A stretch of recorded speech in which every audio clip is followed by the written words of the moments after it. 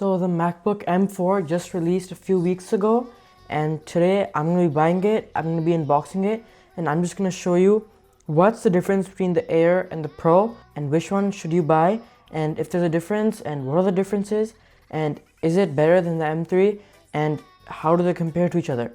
So let's just get into the unboxing. You'll be finding out which one I bought, and then I will also be showing you like if you should buy the Air or the Pro, or stick to the M3 or M2, or just what should you do if you have a MacBook right now, or is this a time to switch to a MacBook from a Surface or some other laptop. So let's dive in and just start with the unboxing. So this is the unboxing. This is the box we bought from Costco. So it comes in this box. It's pretty nice, just cardboard box. It's pretty sturdy, but let's just get into the unboxing. We can just pull that tab, pretty satisfying. And then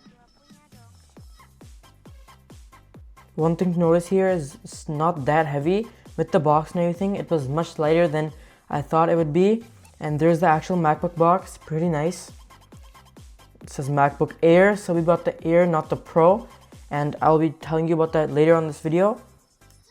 So let's just get started, let's unbox it. Pretty nice box, like I said, lighter than I thought, it's heavy. And then it has those green tabs, just like any Apple product, and it also has those specs. We got the 256GB model since I don't think I need that much storage. I don't need 512, and very satisfying. Those Apple tabs, just like any Apple product. And let's open the box now. Oh, and there it is. There's the MacBook. We got the bigger model. I think it'll be helpful for me since I just want a bigger screen. There's some cards with just some info. Then we have the MacBook Brick, which converts that wall outlet to USB-C. And then we have that charger there, which is the regular MacBook MagSafe charger. So pretty nice, comes in there too. And that's it for the box. Let's get to the actual MacBook now, which is very nice. We got the sky blue, which is a very good color in my opinion. It's just light, but it also has that blue shiny tint. So very nice. Like I said, not that heavy, which is a good thing about the Air. That is the reason why I bought the Air. The Pro was significantly heavier. You could like tell if it was in your hands, and I wanted that lightness since I'm gonna carry it in my backpack sometimes, and I'm gonna have to carry it around. So let's just open it. Very nice, sky blue color. I really like it, and very nice. First thing, very good brightness. I like the brightness. It's not very low, not very high, and there it is. There's the MacBook M4, and I just overall really like the colors of it, and I just like MacBooks since it's like I'm familiar with Apple products. I'm recording on an iPhone right now, and they're pretty nice, and I like this MacBook too. First off, the colors look really nice. The background is colorful. I like it. We're just gonna set up all this stuff, set up language, accessibility. So just setting it up, I'll do that later, but let's get to why I bought an Air and not a Pro, and if you should buy Air or something too. And let's get to why I bought the M4 Air instead of the M4 Pro, MacBook Pro and MacBook Air. So let's just dive in. So here I have just the Apple side open. I'm comparing all the models. You need to pay attention to this one.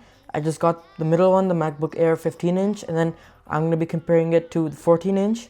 So let's just get started. Obviously the Pro is going to be much more expensive, which is a big reason I didn't buy the Pro and I bought the Air. It's just so much more expensive. It's just $1,200 versus like $2,000, and it would be even more expensive if I got the bigger version, which is $2,500.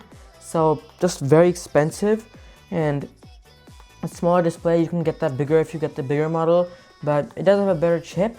But I noticed that the M4 is not performing much better than the M4 Pro and the M4 Max.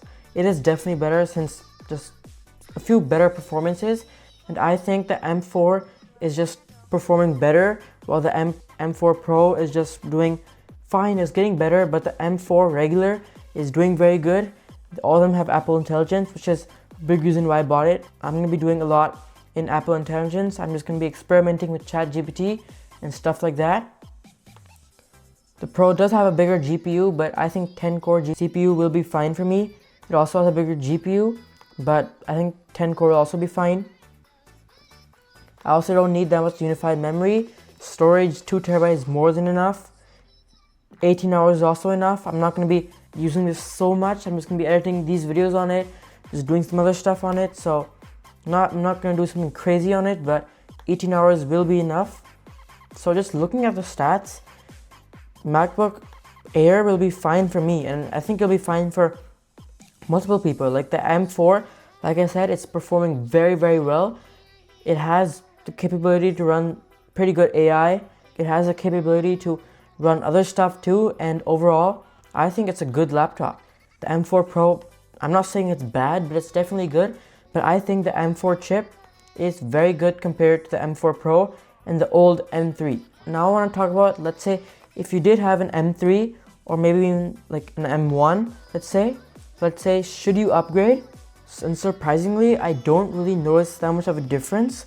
Obviously the screen sizes, but in the chips, that you're gonna get like a slower laptop, since as it says it's 2020, so you are gonna get a slower laptop, but all of them have the capability to run Apple Intelligence, which is surprising for me. The M1 has a smaller GPU, but the M3 has the same GPU. The M3 and the M4 have the same GPU, but the M1 has a 7-core GPU. It's still not bad. It's 2020, 5 years ago. Same storage, which is surprising for me. Same battery life, and they all have Touch ID. So not much of a difference. Like the M4, I think the M4 chip is the best part about the new MacBook Air. It is pretty fast, but let's say you did have an M1, M2, M3. I did not notice that much of a difference, and if you want to, you could stick with it, since they all run Apple Intelligence. They all have same up to storage, and then they all have pretty decent GPU and CPU. So I don't notice much of a difference, but if you're someone who wants to keep on like staying up with the latest tech, you could buy the M4, since it's pretty nice. And you do get more unified memory. So if you want to upgrade, you could upgrade. If you have an M1, you might want to upgrade since it's a slower chip and you're getting a bigger screen. But other than that, I don't notice any big difference. But mainly why I bought the M4 Air over the M4 Pro is because of the way it's much lighter, and also price was a big reason. The M4 Pro 16-inch was like double the price of the MacBook Air 15-inch, which is crazy. I just don't want to pay that much for a laptop. And like I said, the M4 chip has like upgraded its capabilities so much, and I think this will be fine for me. So that's it for this video. I'll see you next one. I think big thing to take away from this is the M4 chip is doing very good, and it's gonna be fine for me for my daily needs. So that's it for today's video. I'll see you next one. Bye for now.